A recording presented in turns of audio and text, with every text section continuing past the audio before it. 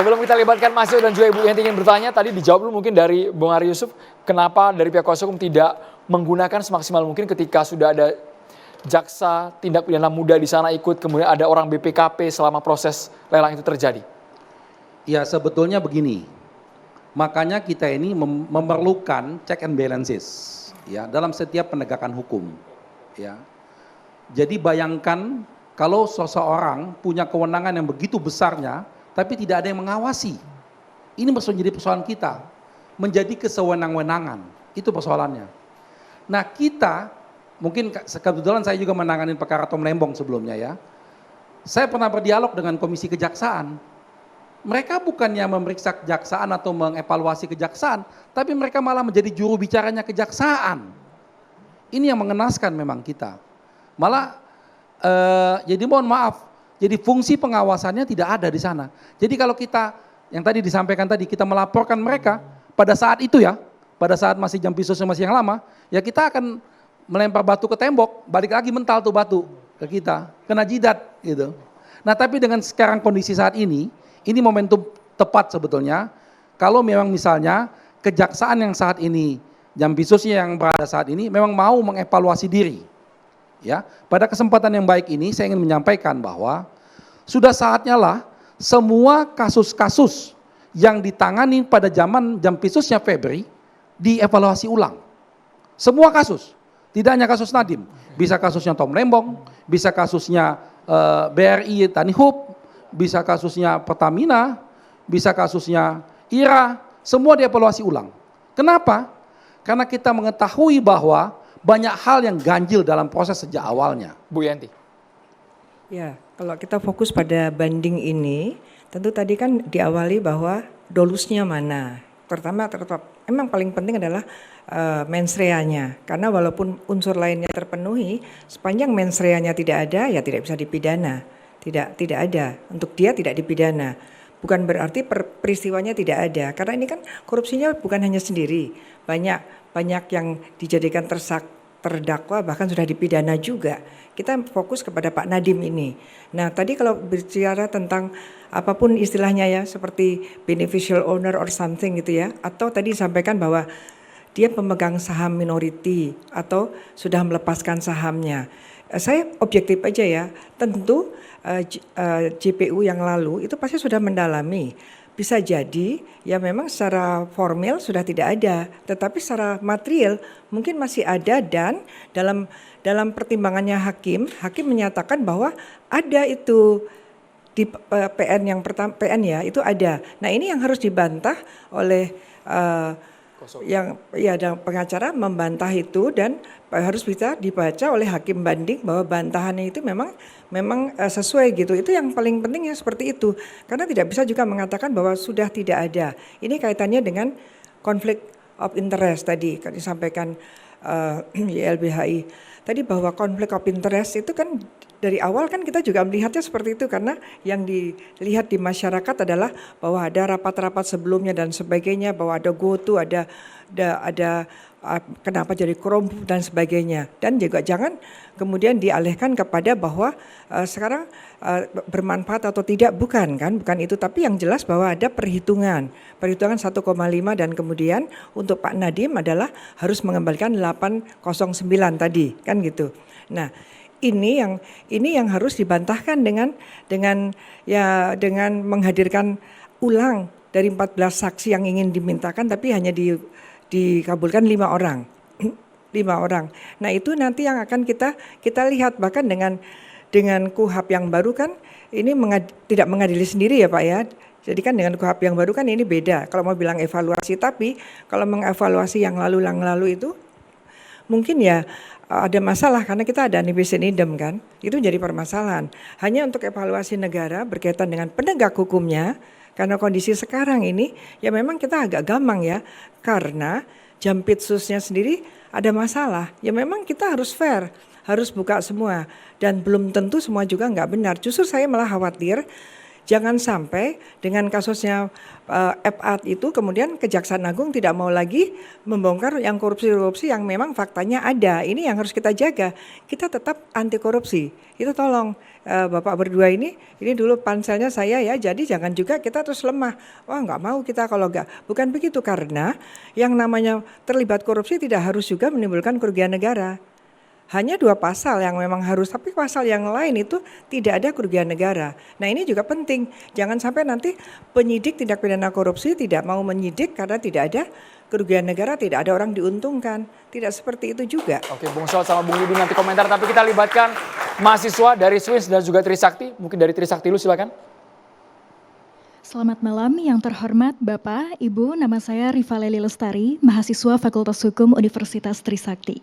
Izin bertanya kepada Bapak dan Ibu, kami selaku mahasiswa tentu menyoroti betul aspek kewenangan penentuan penetapan kerugian keuangan negara Bapak Ibu. Dan menarik ketika disampaikan tadi kredibilitas audit BPKP. Angka kerugian pada saat awal ternyata sangat tinggi, namun pada praktiknya berbeda dengan putusan. Bahkan disampaikan mengalami 4-5 kali perubahan, betul ya Bapak ya. Dan saya kira tentu ini sangat angka yang sangat tidak konsisten Bapak Ibu.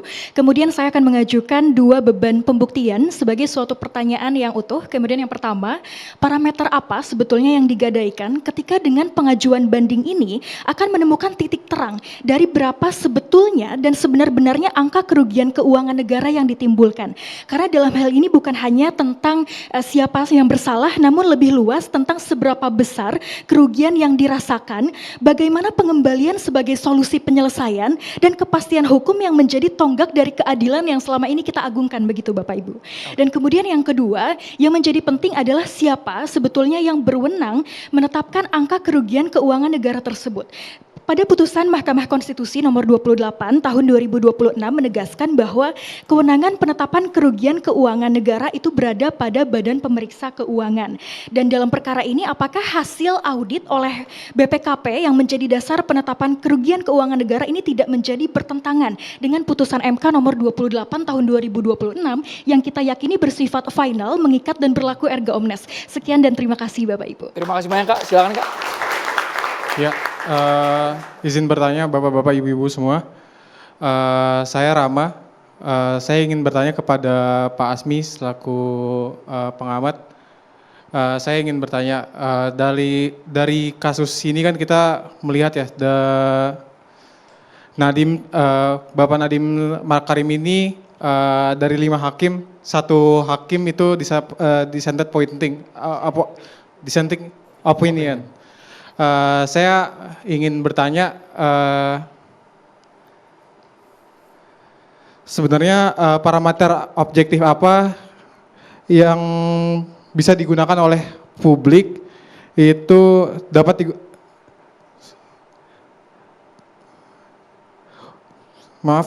sebenarnya parameter objektif apa yang dapat digunakan publik untuk membedakan antara seorang pejabat yang korupsi dengan pejabat yang melakukan kebijakan namun merugikan negara gitu. Oke, sebelum dijawab Bung Asmi, kita dengar suara dulu dari Bung Agustinus menjawab pertanyaan dari teman-teman Trisakti tadi Bang.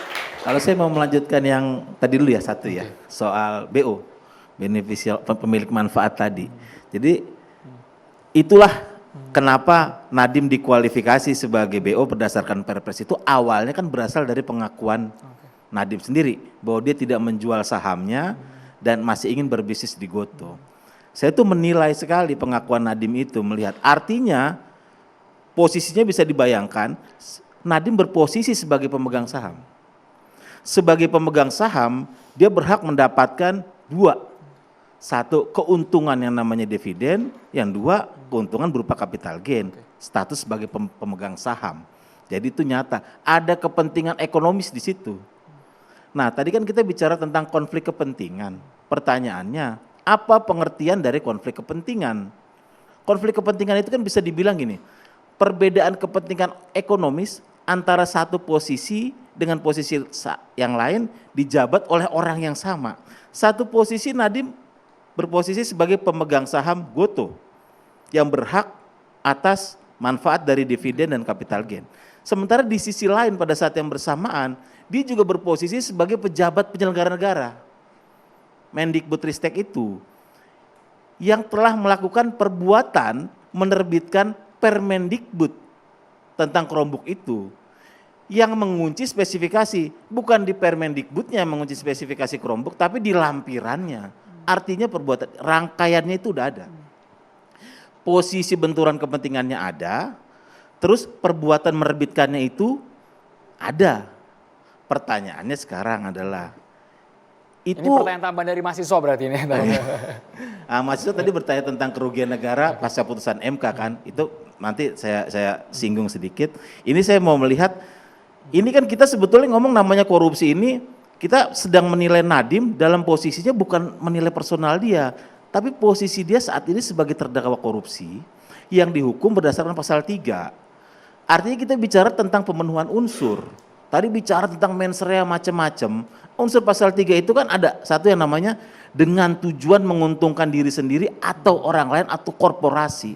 Nah, dalam pandangan saya ya, pemahaman saya, ini kita mau meneliti nih dengan Nadiem ini dalam posisi ini dengan tujuan menguntungkan Google lah, menguntungkan pihak Chromebook lah karena dia pemegang lisensi, kan itu.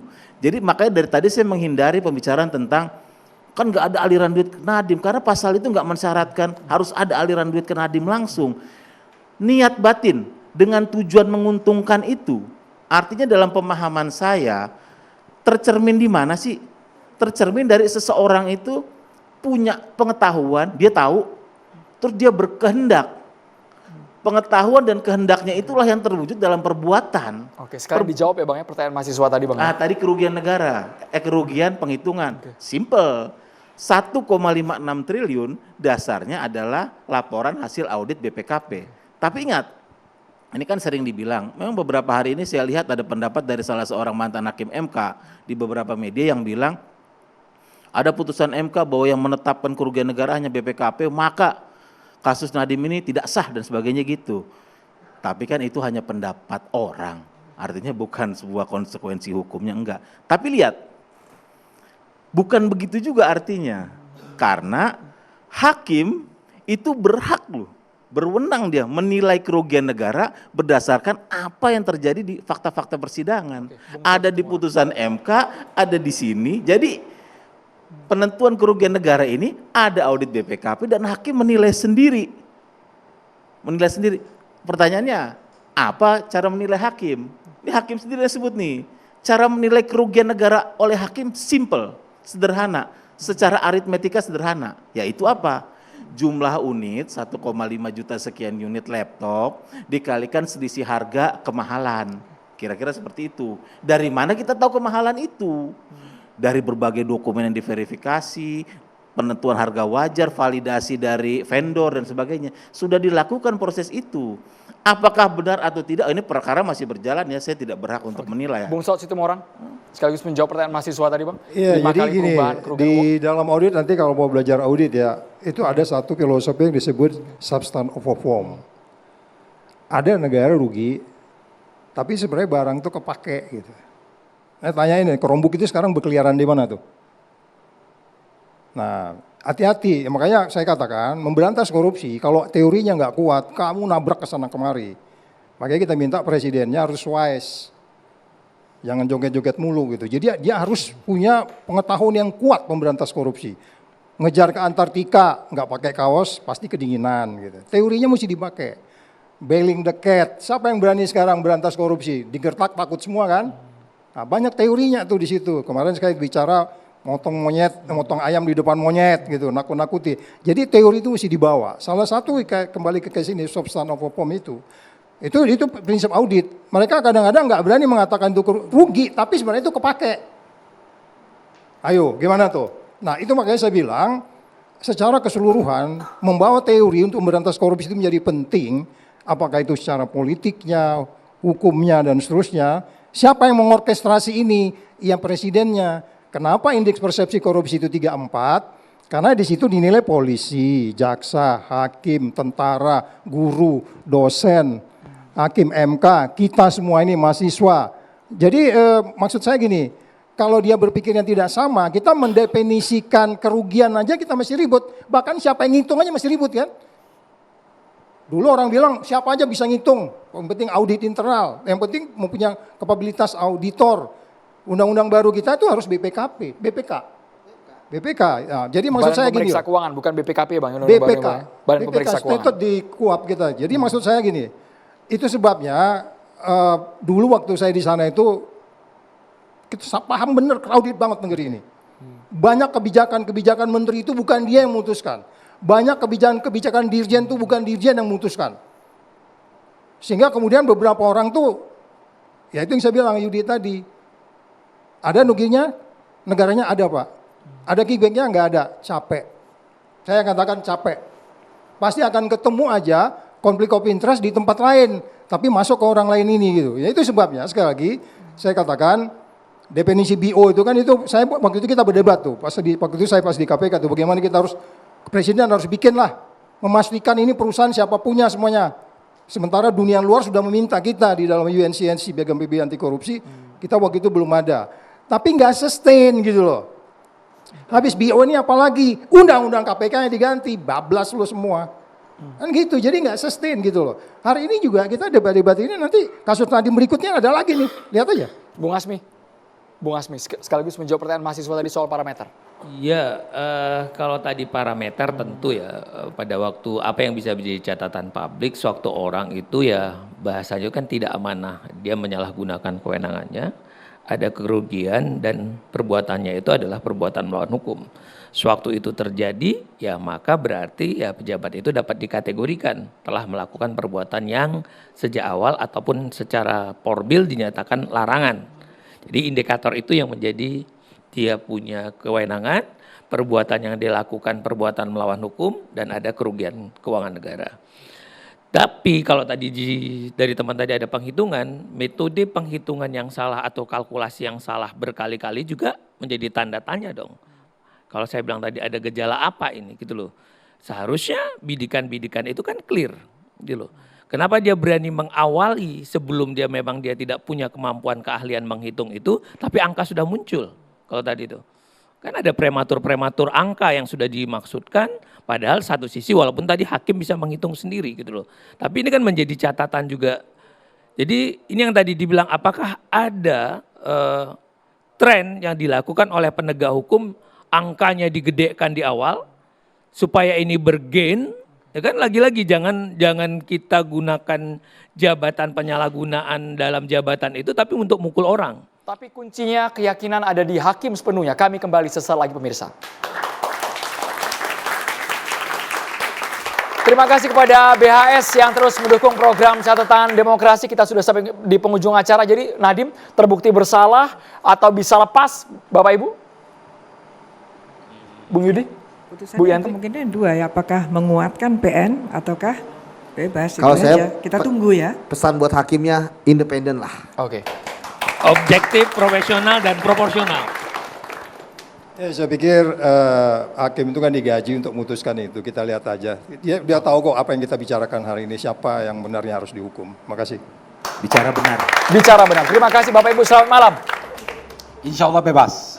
Sampai jumpa.